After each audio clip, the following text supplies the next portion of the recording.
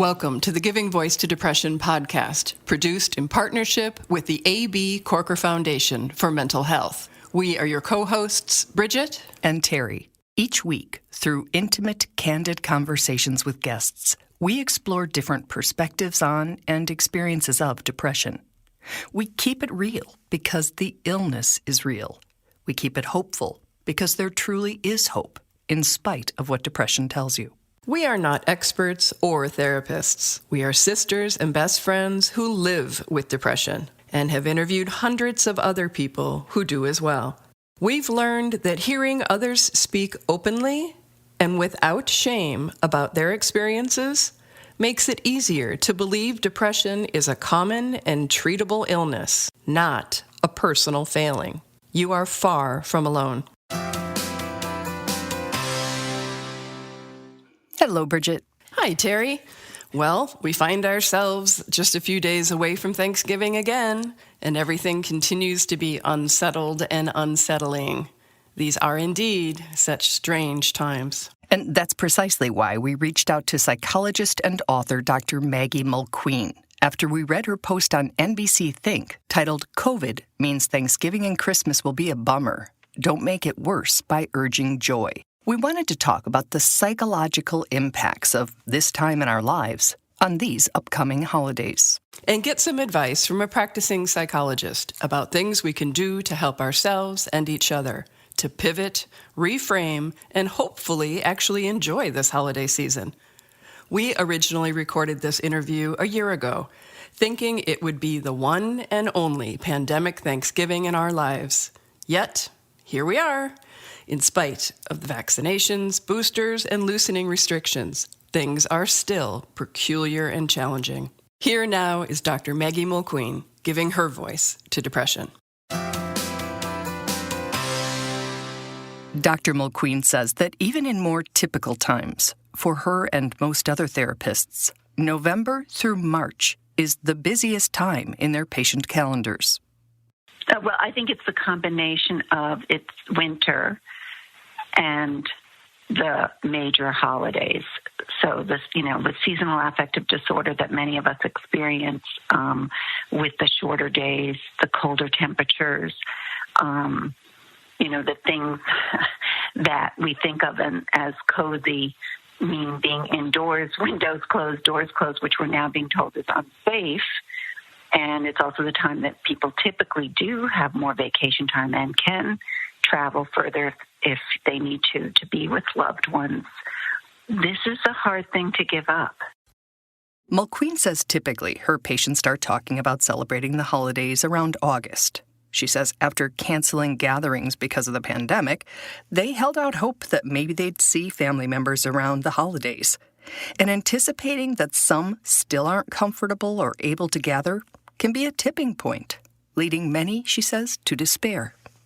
There are some people for whom having the holidays be difficult is a new experience, and they don't have, a skill set, if you will, to bring to that because they have, a life history where the holidays have been joyful. There's something, they're a highlight of their calendar they look forward to. Many people had put off less important get-togethers.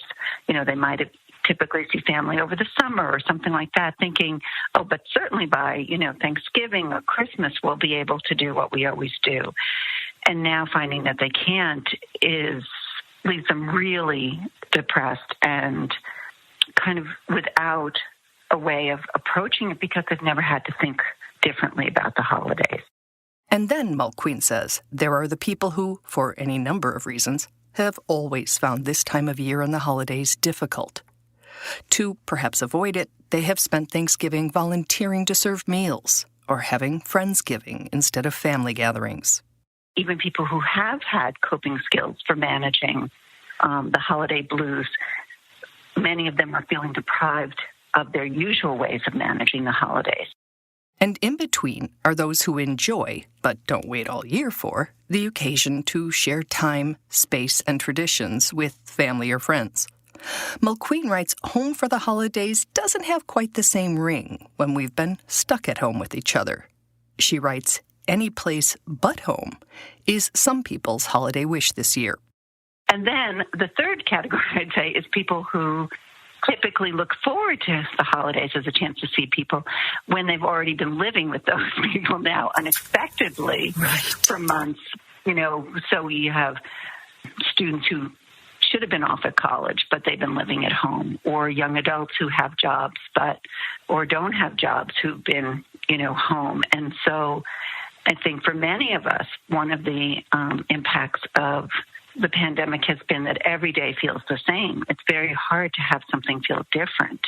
And so, if I've already been seeing these people 24/7, why is Christmas Day, for example, going to feel any different? Dr. Mulqueen says there's probably not a single family whose holidays have not or will not be altered by this strange time. Some very significantly. And of course, most dramatically are those people who have lost family members due to the pandemic. And the time is passing. So there are going to be those empty seats at the table, but there's really been no good way to acknowledge the losses either. Opportunities to acknowledge loss or gains and accomplishments have certainly changed and increased since a year ago. Still, it seems fitting to revisit some professional advice for managing our mental health through the upcoming holidays. I think that the first thing, and this is really a central point to me about holiday cheer in general, is to allow people to not have the Hallmark card feelings. And I think one of the most important ways to do that is to get out of this notion that there's only one good way to celebrate things, the sense that there's a right way and a wrong way. Right and wrong in this context is all about black and white thinking, either or.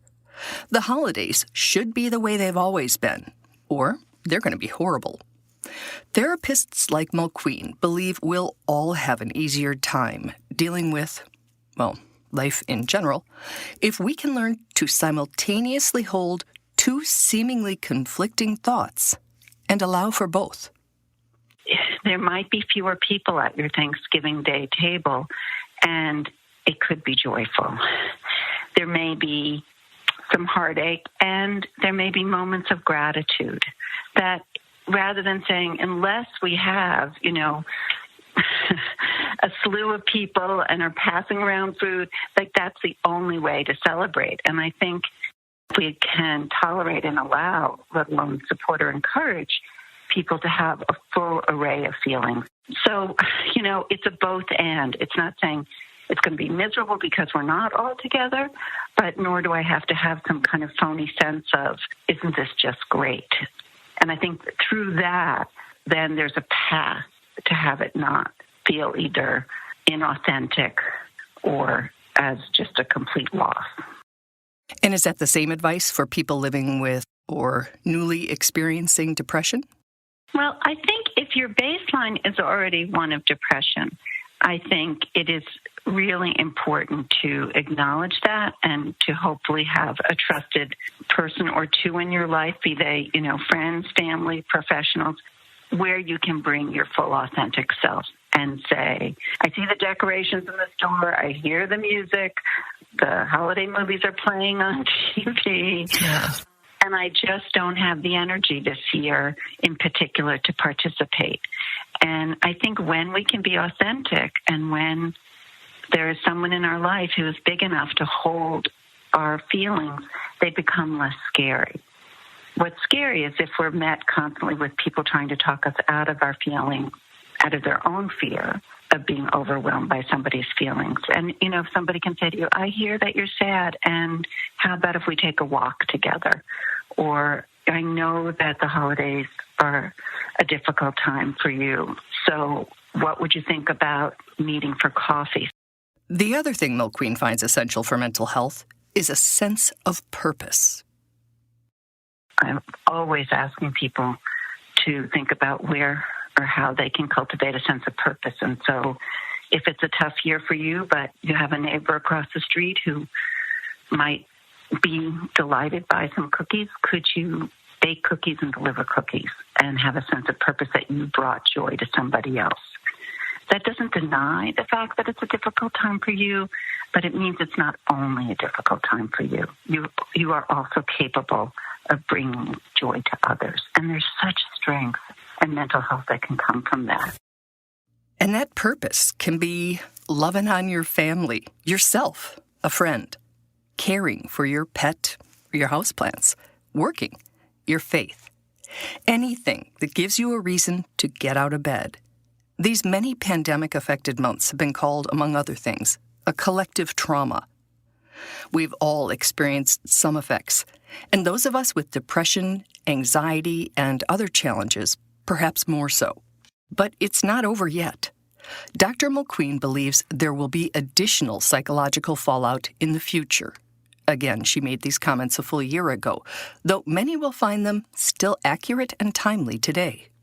One of the things I keep talking about with my own patients is that, we're not at the P yet in PTSD for the pandemic. We're not post. We're still in it. So we don't know what the full implications are on our mental health and psyches. And that we should not be quick to rush to judgment about that. We are still experiencing it, and we are still trying to figure out how to manage it. And it has taken a toll, that we know, but we're not at the P yet. We're not at post as much as we'd like to be. And, a big part of what makes this so difficult is the not knowing. All the not knowing is really stressful for those of us with easily activated anxiety or fight-flight-freeze responses. Extended stays in those states is leaving a lot of us just depleted going into the holidays. And the calendar keeps marching on, and it's not going to be that there is a date that we can circle and say, and now it's over. So I think we have to be kind to ourselves and know that we are living through something extraordinary, and we need to be honest about that and try to keep ourselves moving forward and being safe. And in the midst of all this, Mulqueen warns we can compound depression and anxiety by urging or expecting people to find joy, to count their blessings, or to be in a celebratory mood. She says it's not so much that misery loves company, but that misery deserves understanding. And I think there's two major components to that. One is that we confuse listening with agreement. So I can hear that the holidays are going to be hard for you. It doesn't mean I necessarily have to agree that it's as bleak and awful and terrible as you're telling me. And people will say, well, I just look at the glass half full. I'm an optimistic, blah, blah, blah. Without understanding that, then what you're implying or directly saying to the other person is that they're wrong, that they're exaggerating, that, there's something they need to do. When in my experience and my training is that, if we can be big enough to tolerate someone's feelings, then once somebody feels heard, they're much more likely to be willing to move to a different position rather than dig their heels in and say, you don't get it, you don't understand, yes, but all those things, that the ways in which people push back. And then the person says, well, I tried, forget it. And the other person feels like, well, I tried, and you didn't like what I was saying, so why would I bother telling anybody anymore? And they go into hiding with their feelings. And then the feelings don't go away. So what is the actual impact of not being heard? When you say, I'm really upset that I'm going to be alone at Thanksgiving, or that my family can't come home for Hanukkah, or whatever it might be, and somebody says, it's not so bad, there's always next year, somebody has it worse, whatever they might say. How does that impact us? How does it affect our bodies, our moods, our mental health? Well, it's the shaming component then. I then not only have to bear the burden of my depression, but I also am shamed for it. There's something wrong with me. We asked Dr. Mulqueen if there's a takeaway she wants to leave us with, and she went back to that concept of both and. I think that is a way to manage the holidays and depression and potentially have some joy. You don't have to feel like the holidays are only for those people who are joyful, or I can't celebrate them if I'm depressed. The complexity, the resilience comes when we can say, it's not what I might have dreamed of. It's not what I might have expected. It's not my ideal. But I can be sad today, and I can be, joyful to see the sun. Or I can be, grieving the loss of not being with my children, but grateful that I have neighbors who've included me today. So I really would encourage people to move out of the dualism towards a both and. I just love the idea of letting go of the Hallmark feelings, pandemic or not. Let's just cultivate authentic feelings and try and keep it real. And then maybe we can kind of see what rises to the top, little moments, little glimpses of appreciation and gratitude that are real and authentic. I couldn't agree more. I think that it is a nice reminder to find the things in our lives that we are grateful for, no matter where we are on the mental health spectrum and no matter where we are in our own lives and how we are being forced or required to celebrate this year. I think that there is, what do they say, not every day is good, but there's some good in every day. And nice. I don't think that's Pollyanna, because I think that if we look hard enough, we can find something good. Oh, absolutely. Absolutely. I, for one, am so filled with gratitude and appreciation for our listening community. I just feel, my heart is full with knowing that we're all together and that we all know that we're not alone. Yeah. Thank you. We'll be back next week with a new episode focusing on the power of journaling to get the ugly out. So stay tuned for that.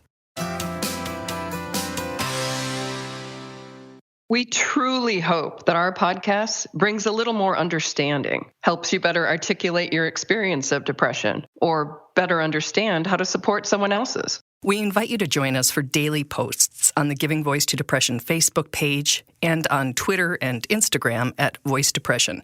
It is a comfort to be among fellow travelers on depression's dark road. And remember, if you're struggling, speak up. If someone else is, listen up.